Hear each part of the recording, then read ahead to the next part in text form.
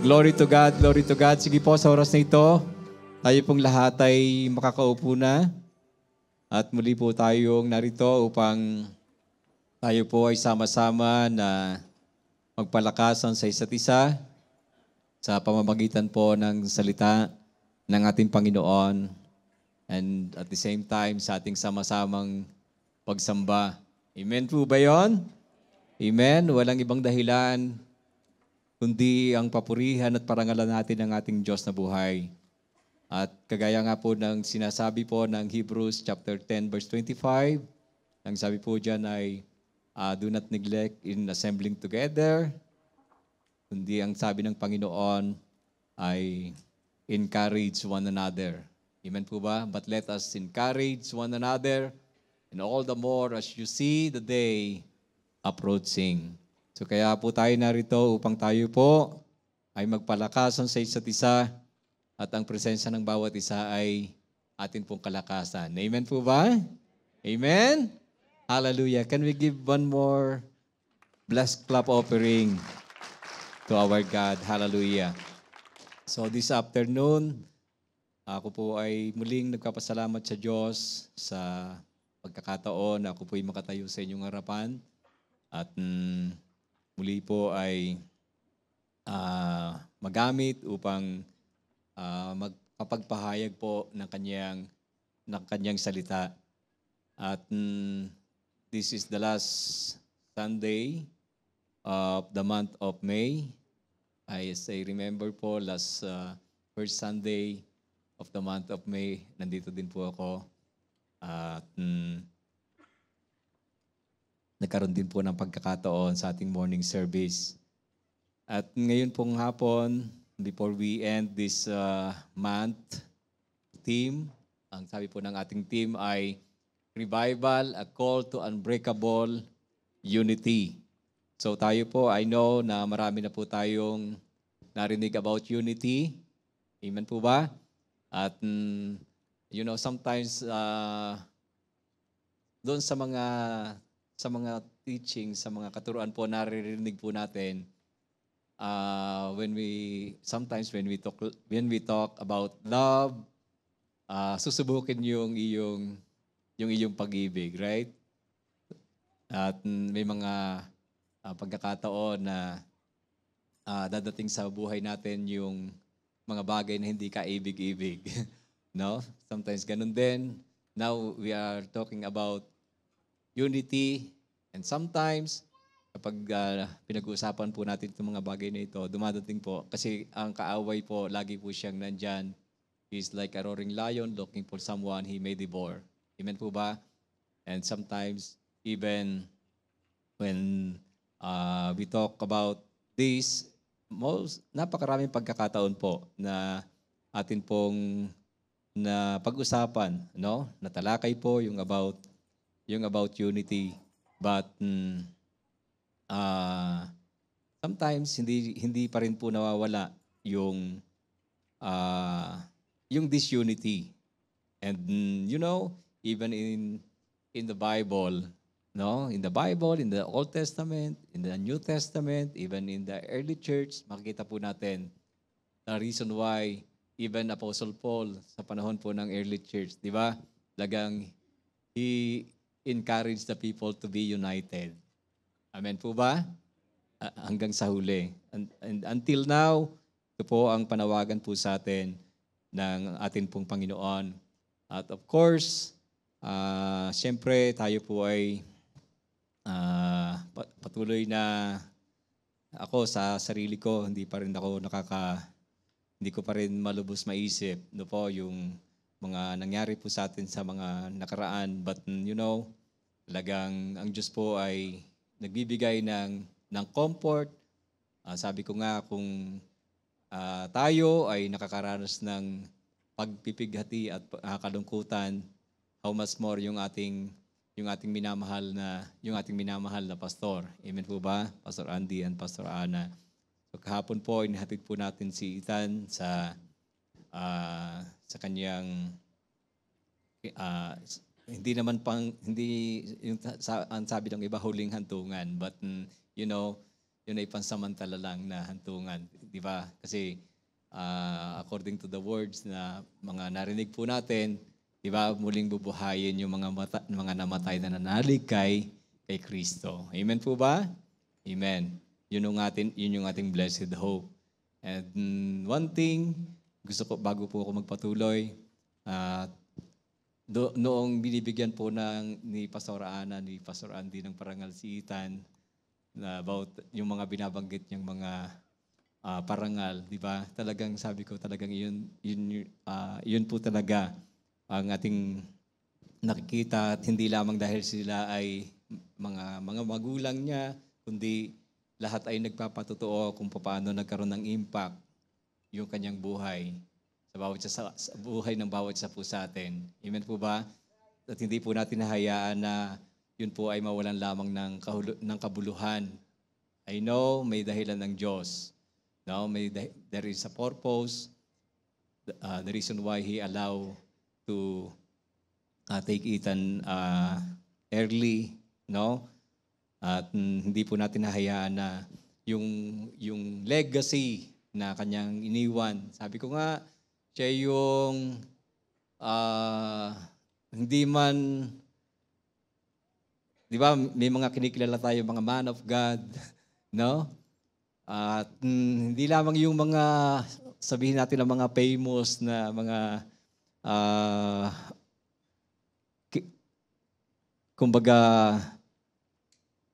nabibigyan ng mga parangal. You know, yung ating kapatid, while he was too young, talagang masasabi natin na siya ay, he is a man of God, mighty man of God, no?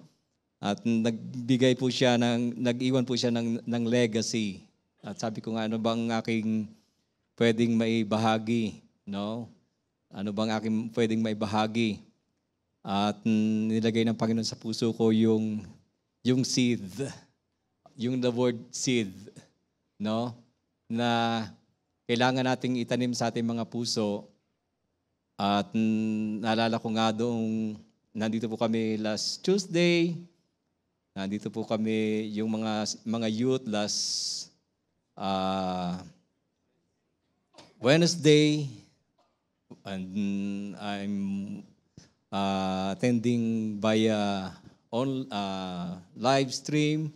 Nandito po kami ng Thursday, no? And then yesterday, at sabi nga ni Brother Harry, di ba, Ethan united us, di ba? Talagang pinagkaisa po tayo. Nakita ko nandyan yung iba't ibang mga churches, no? At yung mga dati nating mga kasama, talagang unite po tayo. Ginamit po siya. At I believe na ito ang panawagan ng Panginoon sa huling panahon na ito. Tayo po ay talagang magkaisa bago natin iwanan po yung team na ito.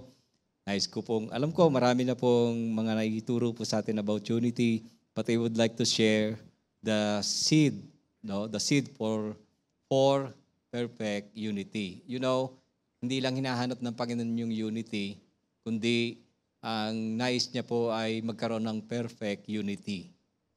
Amen? As we open our Bible and read Colossians chapter 3, verse 12 up to 17, maybe I would like to request each and everyone, kung kaya niyo pa ho bang tumayo.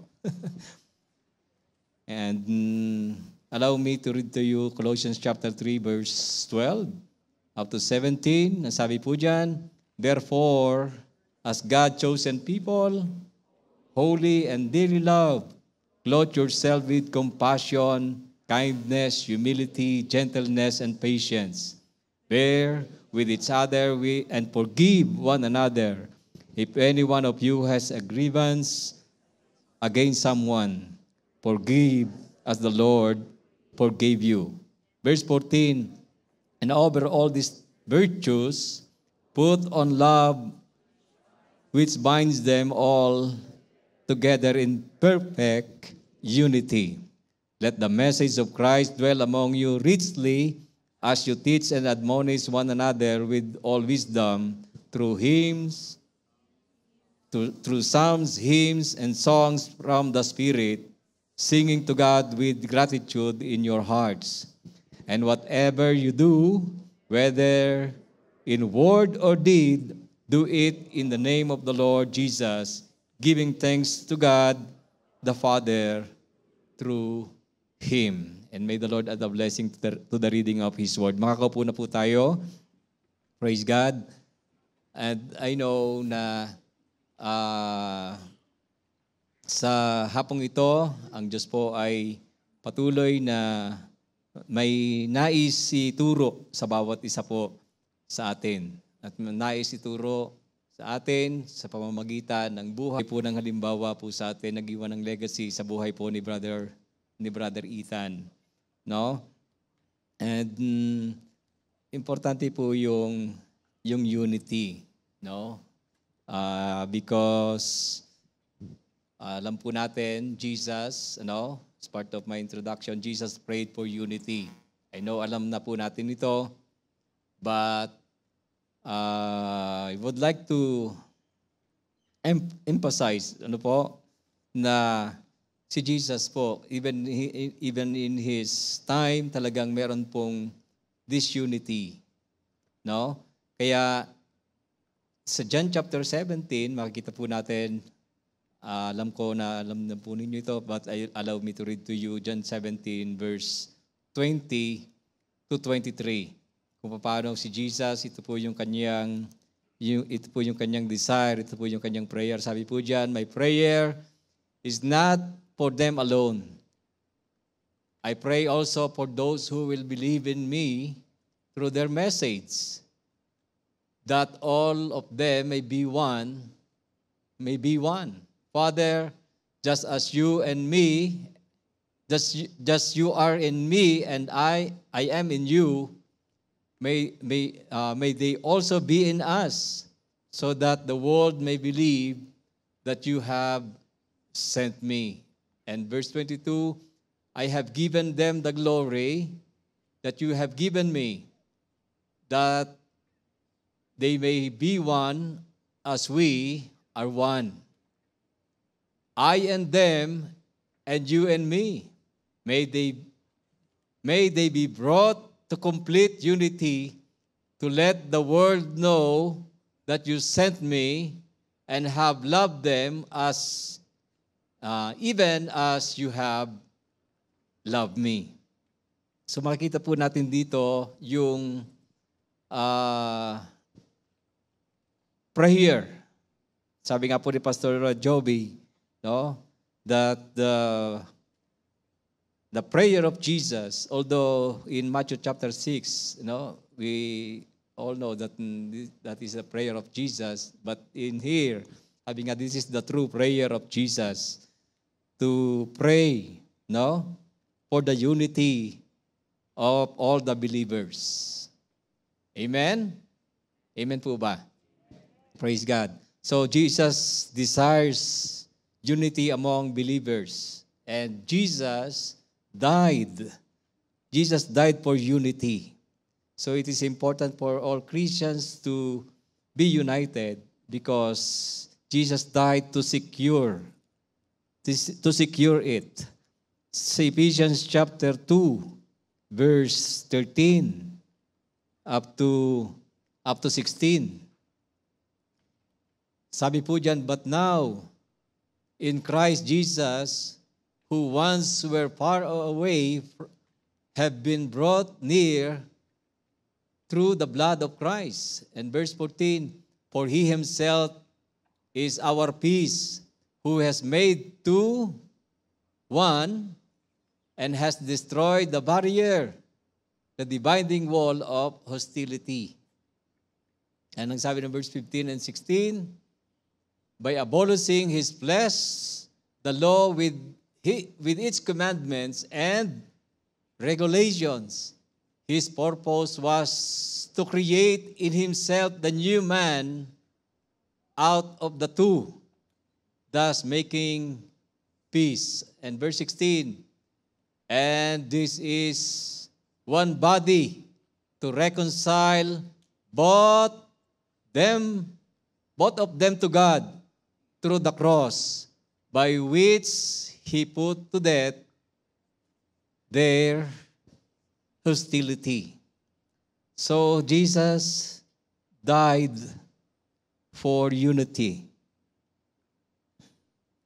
And Jesus, of course, Jesus lives and dwells.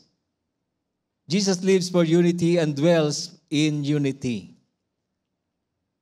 According to what we have read in John chapter 17, verse 22 and 23. Praise God. So, may nabasa lang po ako about yung story about doon sa isang guard, no? That guard, sabi doon ay he's the guard in an institution of mentally sick. And yung isang nakakita po sa kanya, he was stone dead at humanga po siya dahil to almost 100 inmates ay mag-isa lang siya na nagbabantay, and the only thing na hawak po niya is a short stick, small stick. Yun lang po yung hawak niya. And sabi po nung tao sa kanya, hindi ka ba, are you not afraid to those insane people, na hindi ka ba natatakot na magkaisa sila na to attack you? Sabi po ng guard ay, I believe that these people are here because of the incapability to be united, to be work together.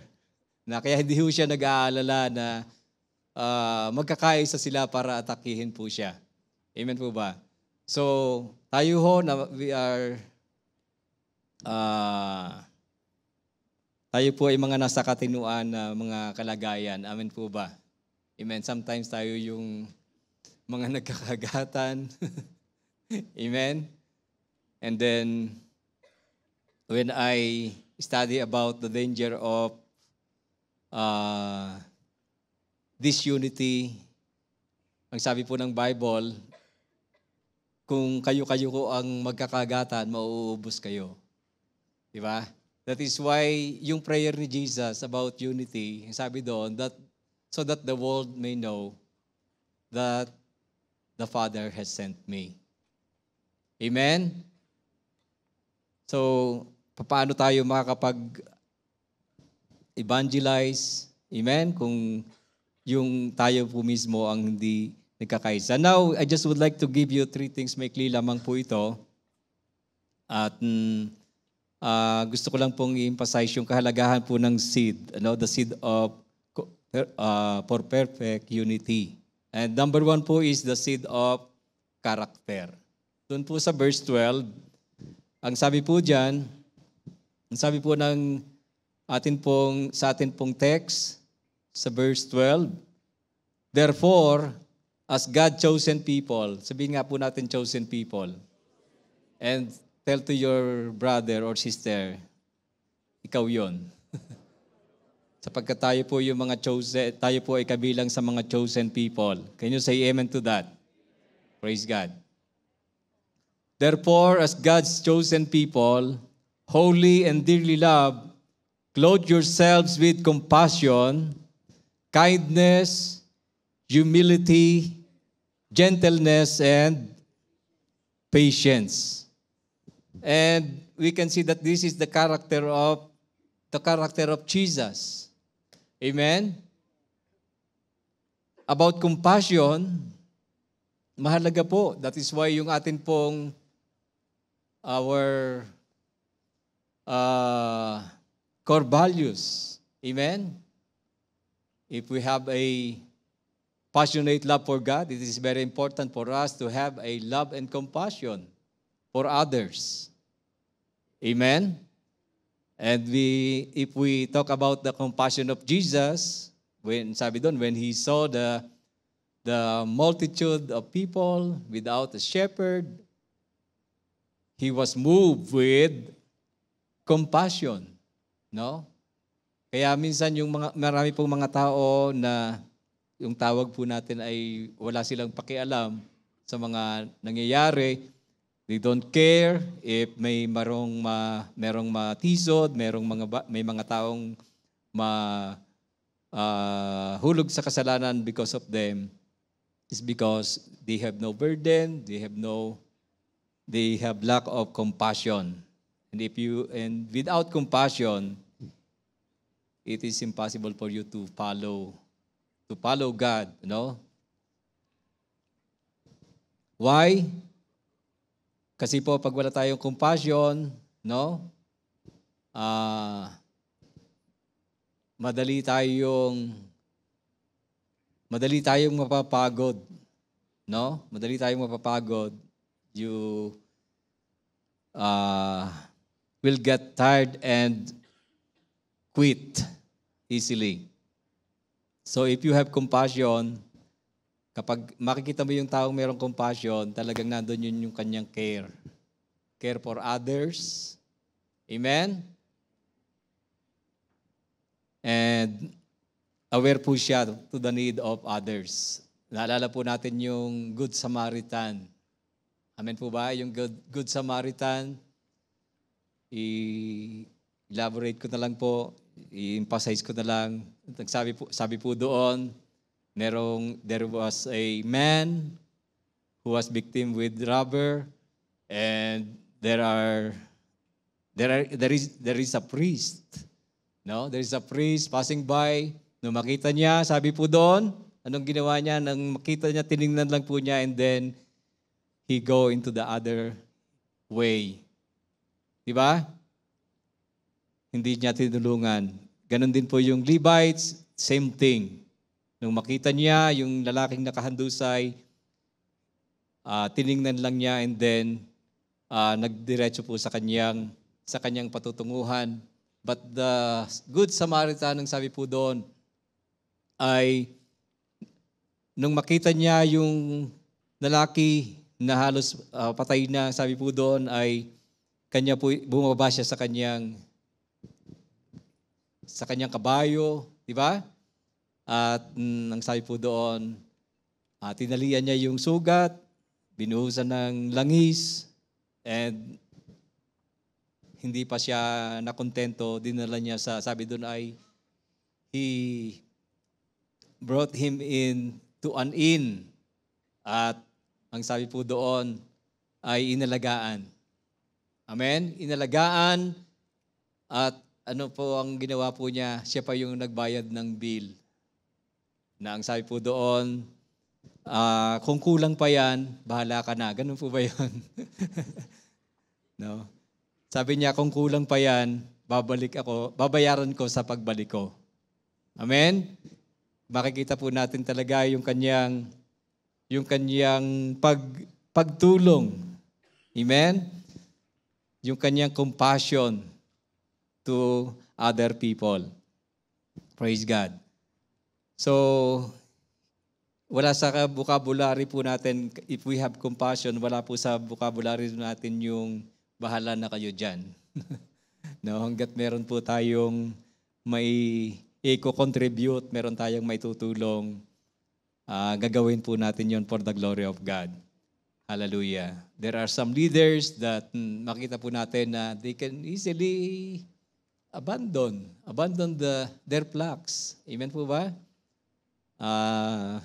Sometimes because of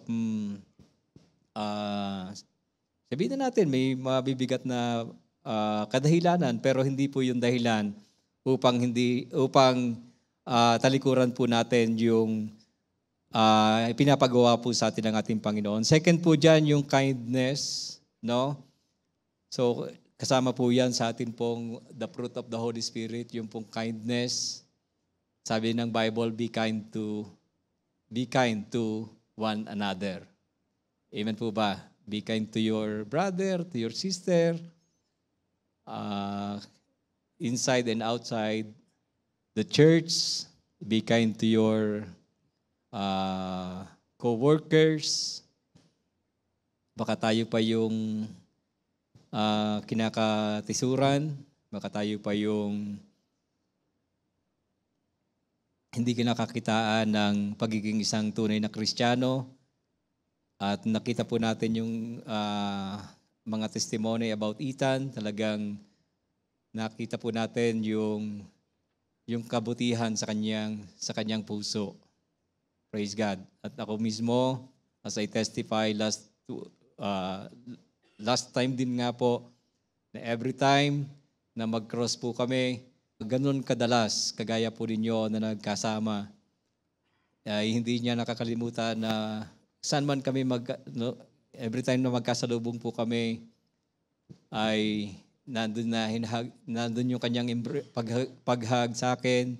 And then, how is Tita Weng? How is Salmer? How is Lawrence? How is the ministry? Talagang yun ho yung tumatak sa aking puso.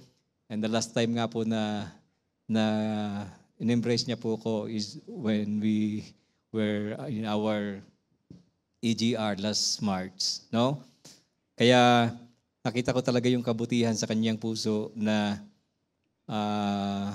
one thing, talagang hindi niya makakalimutang kumustahin yung ministry. No? Praise God. And second, ang next po is humility. Yan, humility. Mahalaga po yung ating kapagkumbabaan, like the humility of Jesus. Amen? This is one of the key at ito yung importante sa ating pong mga karakter na magkaroon po tayo na anuman po yung ating marating sa buhay. Sabi nga po ay down to earth. Yun yung narinig ko about kay Ethan eh. Sabi doon, he was down to earth. Amen po ba? Amen? Down to earth, hindi po yung parang hindi siya mahirap abutin. Amen po ba? May mga tao po kasing mahirap ma-reach. No, mahirap ma-reach. No? Humility, kahit na ano po yung ating mga naabot sa buhay, ay nakatungtong pa rin tayo sa lupa. Amen po ba yun? Nakatungtong pa rin tayo sa lupa. Na hindi po tayo nagmamataas. As the Bible says, sabi po doon ay, He opposes the proud and gives grace to the humble. Amen po ba? Amen? Kaya minsan, ito po yung ang nagiging dahilan minsan kung bakit nagkakaroon ng tinatawag po nating disunity is because of pride, no? Because of pride, lack of humility. No? Yun yung kanyang opposite, lack of humility. Kapag naging proud ka na sa iyong sarili, na kung hindi dahil sa iyo ay hindi magiging success yung isang bagay, mahirap po yun. Gentleness, gentleness, one of the fruit of the Holy Spirit, Sa Philippians chapter 4, may binabanggit po dyan, sabi po dyan, Philippians chapter 4, verse 5,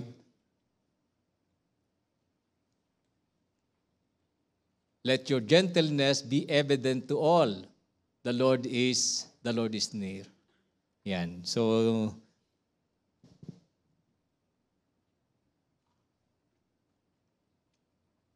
yung ibig sabihin ng gentleness and humility, hindi naman yung parang hindi ka makabasag pinggan. No, kundi from the heart. Amen? Talagang yun ay sa ating mga puso. Hindi naman ibig sabihin ay talagang yung sobrang hinhin kumilos, hindi lang po yun. No? Kundi sabi diyan ito ay it must be, evident to all. And patience. Sometimes ito yung mahirap. Sometimes in the process of waiting, Minsan mahirap po ito po yung mahirap, yung patience. Kaya nga sabi nga, patience is a virtue. Amen. Pinakamahirap po yung naghihintay. No? At minsan kapag tayo ho'y naiinip na doon sa process ng Lord, minsan nagko-shortcut tayo. That is why namamali po tayo ng landas. Yung pong isang famous person in the life of Henry Ford, siguro naman kilala niyo to. Sabi po niya, coming together is a process, working together is a progress, and keeping together is success. Amen? Keeping together is success. Sama-sama po tayo lagi. Amen po ba? Amen? Sama-sama po tayo lagi sa ikararangal po ng ating Panginoon. And the second seed is a seed of forgiveness. Everybody say forgiveness. Sabi ng verse 13, bear with each other and forgive one another if any of you has grievance against someone. Forgive as the Lord forgave you. Amen. How many times na narinig na din po natin the word forgiveness? And I don't know, maybe some of you coming here na meron kayong mga hindi pagkakaintindihan, even with your spouse. Sometimes, bakit kaya minsan minsan sa church, minsan parang ang hirap magpatawaran. No? Why yung mga yung mga Canadian, look at the Canadians, no? Meron ako mga kasama sa trabaho na minsan sometimes when they were fighting, when they were quarrel to one another, talagang they were yelling to each other. Talagang hindi mahina, malalakas talaga, no? Nagsisigawan po talaga sila. Pero hindi sila nagsusuntukan. No? Nagsisigawan talaga sila at nagsasabi ng mga masasakit na salita. Pero maya-maya lang makita mo sila na uli yung mga magkakausap, sila na uli yung mga magkakasama. Minsan yung mga Kristiyano, taon na yung binibilang, hindi pa makalimut-kalimutan. No? And sometimes naririnig natin yung word na I can forgive but I cannot forget. But sabi po ni Betcher, bahala na kayo mag-research kung sino po ito si Betcher. No, sabi niya, I can forgive but I cannot forget is only another way of saying I cannot forgive. No, kaya when you say I can forgive but I cannot forget, you are lying. No? Hindi ka talaga nagpapatawad. Sabi naman ni Gandhi, the weak can never forgive. Forgiveness is the attribute of the strong. Yan. So let's think about it. Kung yung mga unbeliever ay nagkakapatawaran, how much more tayo mga Christians. Amen po ba? Kalimutan na natin yung mga nakaraan. Past is past. Amen? Hindi alam niyo, mahirap kasi yung mahirap yung may kasamaan ka ng loob. Kahit dito ka lang lalabas pag nakita mo, doon ka pa dadaan. Ang layo-layo, ikot ka pa ganun, yun ng washroom. Right? Mahirap po yun.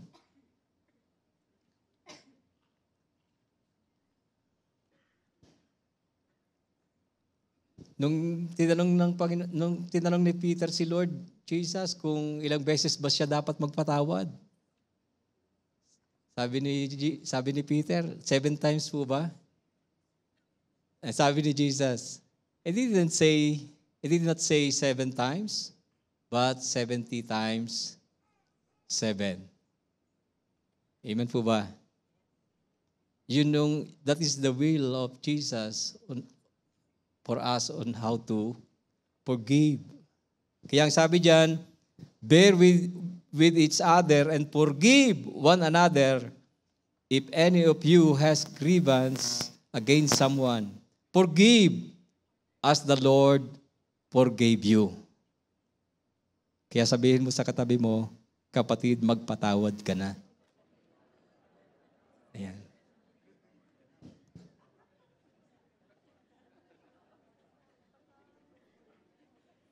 Sa amin ho, yung humihingi lang ng tawad dun ho sa palengke. Pagka bibili ho ng sibuyas, bibili ng talong, no? Sabihin dun sa tindera, pwede ho bang patawad? No? But kidding aside, in order for us to have a complete or perfect unity, no? Napakalago po yung seed of forgiveness. It is very basic. No, very basic actually. But,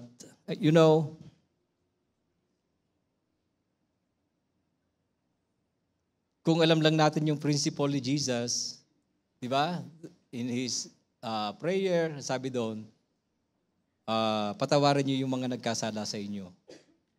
Kung hindi niyo papatawarin yung mga nagkasala sa inyo, hindi rin kayo papatawarin ng Amang nasa langit. That is the principle of Jesus. Kaya huwag ho tayong umasa na papatawarin tayo ng Panginoon kung hindi ho tayo marunong magpatawad. Amen. Basic ito, pero ito po ang kailangan po natin.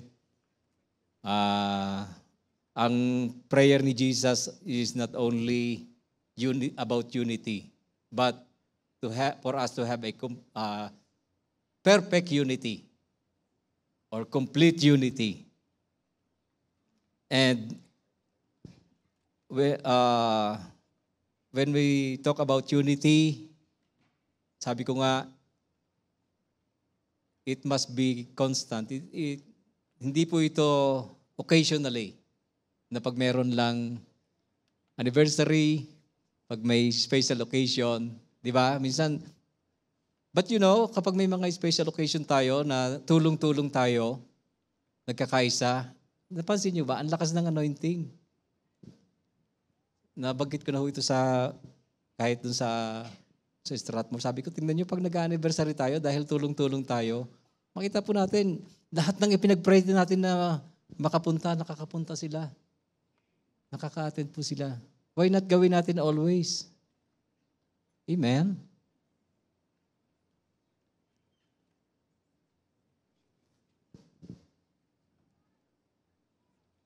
So forgiveness. And number 3 is the seed of love.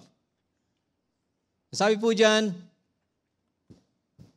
and over all these virtues, put on love, which binds them all together in perfect unity.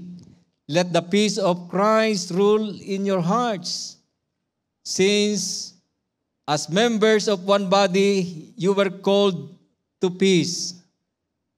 And be thankful.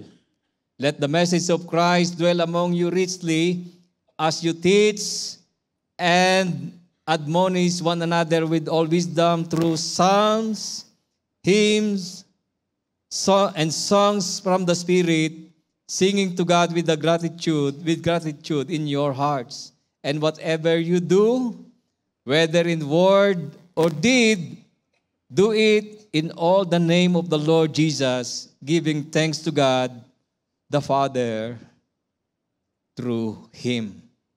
Kaya pala sinabi ni Apostle Paul doon sa 1 Corinthians chapter 13 verse 13, when he talk about concerning about gifts, the gifts, amen? He said that these 3 will remain. Faith, di ba? Hope, and love. But the greatest of these is love. Amen? Kung babalikan niyo po yan, doon sa verse 1, ang sabi po dyan, 1 Corinthians chapter 13, if I speak in the tongues of men and of angels, but have not love, I am only resounding gong and a clanging cymbal. Alam nyo ba yung cymbal? Yung cymbal, so yun yan, yung nandyan. No? Kapag pinukpok mo siya ng malakas, no? Sobra yung galing, no? Pero wala yung kanyang humility. Amen? Mahirap din naman yung wala namang galing, ano? Kailangan combine. Sabi nga, combine yung anointing and yung skills. Di ba? So, ang sabi dyan, sundo nga natin po doon sa verse 2 ng 1 Corinthians 13. If I have the gift of prophecy and can fathom the mysteries of and all knowledge, and if I have faith that can move mountains, but have not love, I am nothing. No? Sa verse 3, if I give all I possess to the poor and surrender my body to the flames, but have not love, I gain nothing. Kaya nga doon sa panghuli, makikita po natin na after he mentioned about love, no? Ang sabi po doon ay, these three will remain. Amen? Faith, hope, and love, but the greatest of all is love.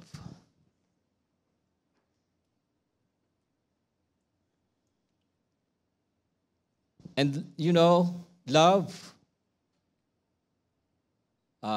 it must be practice. No? It must be practice. Kailangan ipakita po natin. Amen? We need to show it, not just to say it. Kailangan makita po ito sa ating mga gawa. Hindi lamang sa mga salita, kundi sa gawa.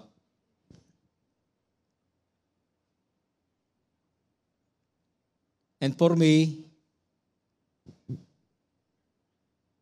and as I read this passage, ang sabi po doon, this is the important key. So this is the seed that we need to plant into our heart para magkaroon po ng katuparan yung prayer ni Jesus, no? Na magkaroon po ng unity ang church. Amen? Ang bawat isa po sa atin.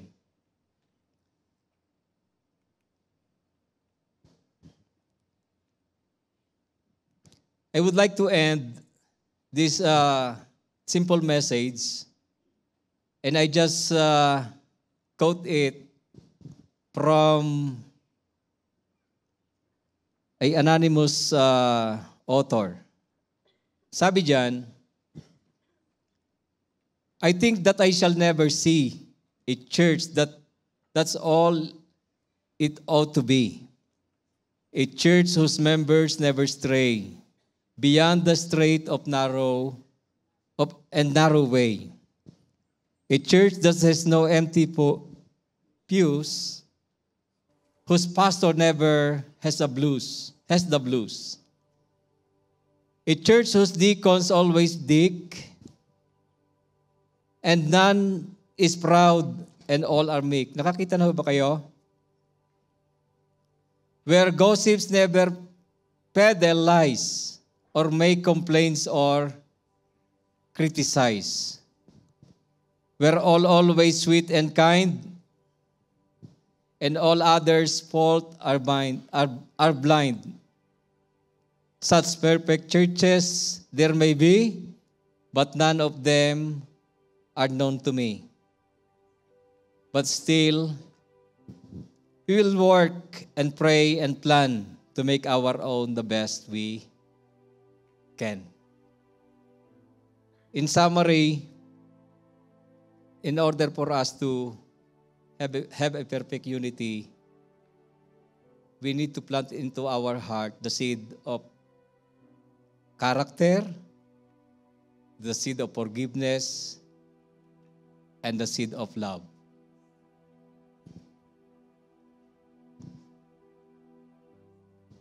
And I believe, hindi po ito imposible. Amen? Hindi pa po huli ang lahat para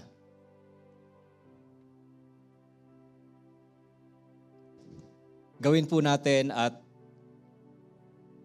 mangyari ang kalooban ng Panginoon, ang kagustuhan ng Diyos, ang panalangin ng Panginoon na ang lahat ng mga mananampalataya ay magkaroon ng pagkakaisa. Ano man po yung ating mga estado sa buhay, ano man po yung ating mga pinagmulan, I believe na ang nananalaytay sa ating mga dugo ay ang dugo ng ating Panginoong Jesus. Kaya nga sabi doon, He died for unity. Amen? As we close our eyes, I don't know where you are, what is your situation right now. And even sometimes, may mga taong hindi mo pa rin lubusang napapatawad. Even sometimes may mga kapatid na meron kang bagay na hindi kayo pinagkakasunduan.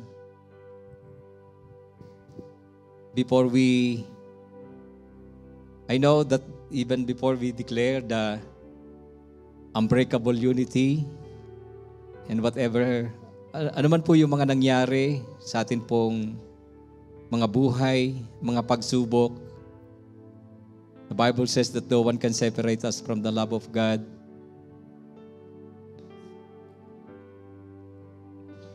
The Lord wants us to let us continue to be united, to bear one another. Hallelujah. And I just want you to make a reflection once again to the legacy of our brother Ethan. Ginamit po siya ng Panginoon. Nag-iwan po siya ng seed in order for us to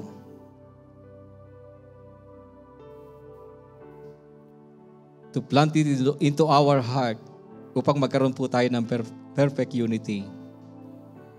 I know na tayo pong lahat, may mga itinuro ang Panginoon sa atin in the life of Ethan.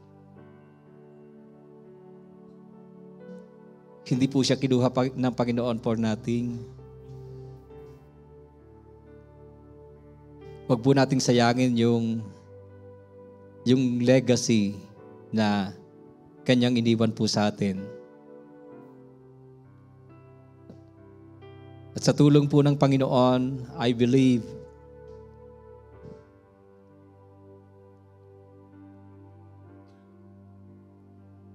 na makakamtan po natin mararanasan po natin, magaganap po sa atin ang ang panalangin ng Panginoon for us to be one.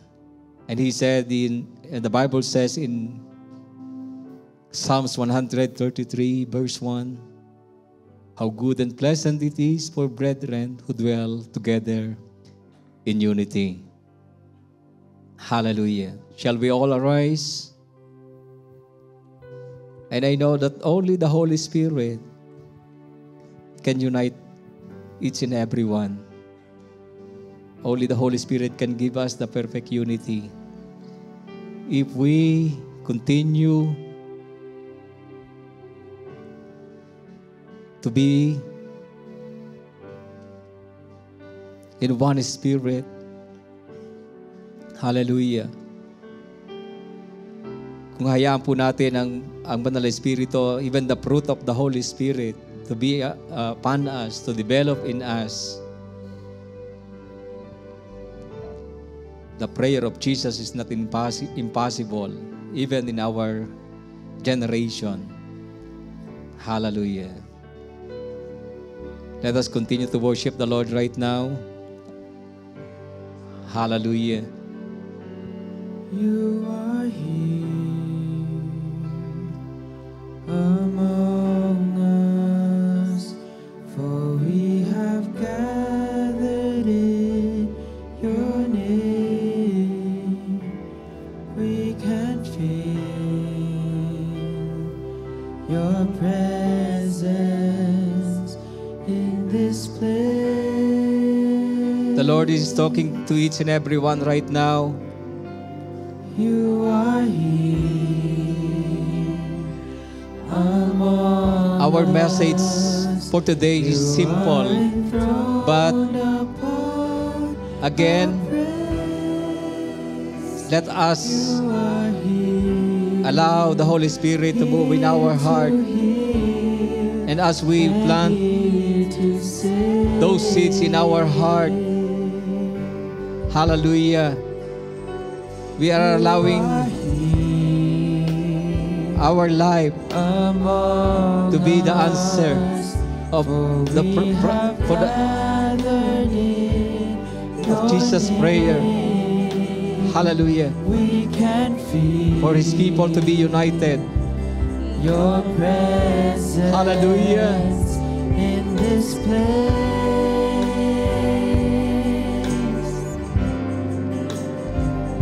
You are here among us. You are enthroned upon our praise. You are here, here to hear and here to save.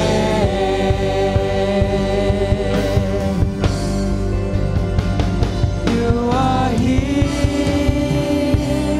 in our midst.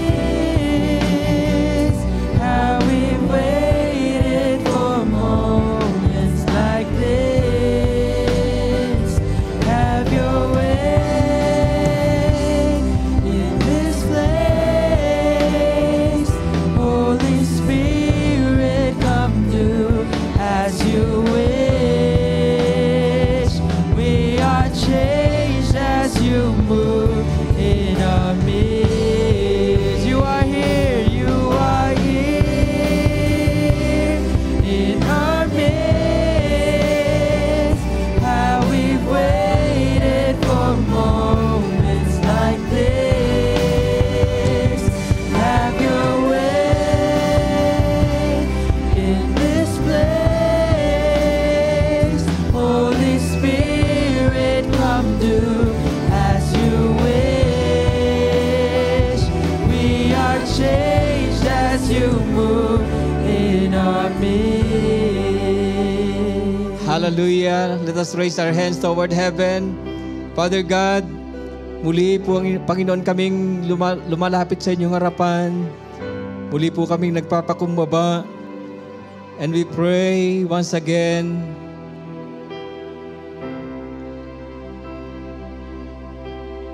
for the unity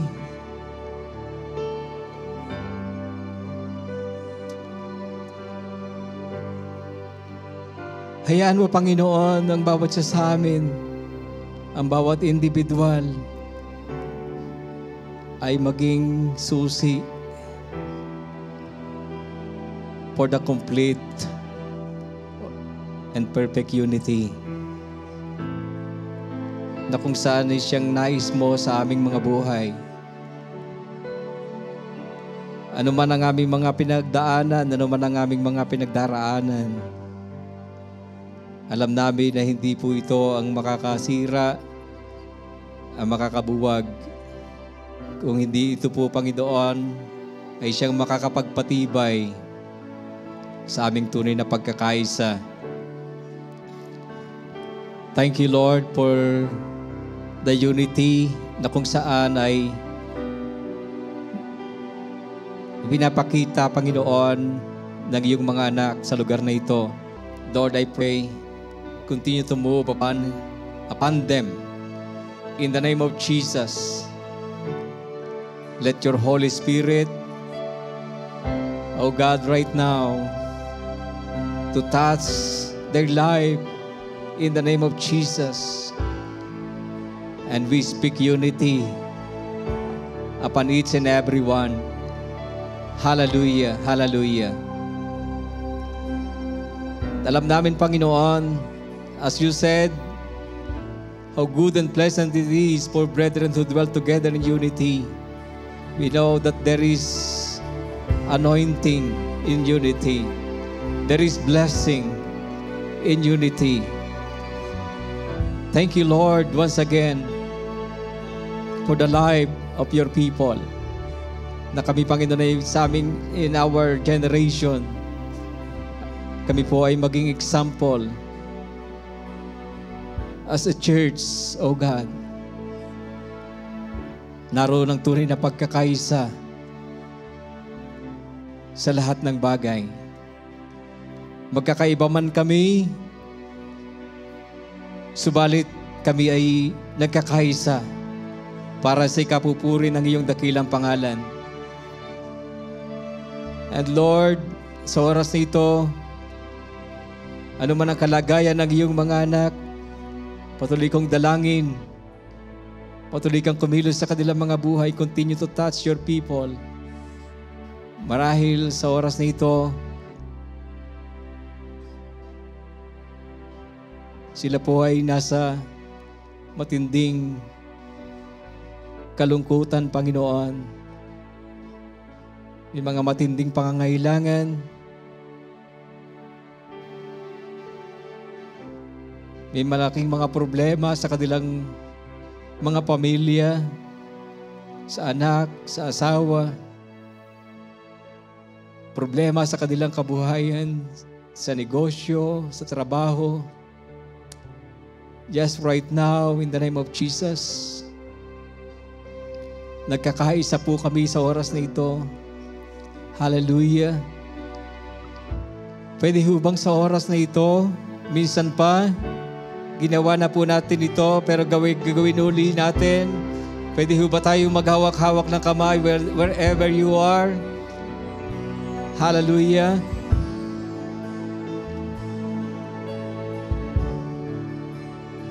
And pwede ho ba na sa iyong kapatid na nasa kaliwa o nasa iyong kanan, just utter a simple prayer of blessing.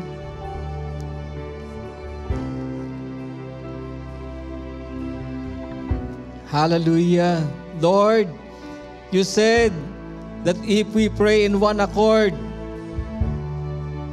you will hear us. Lord, sa oras na ito, kami po ay nagkakaisa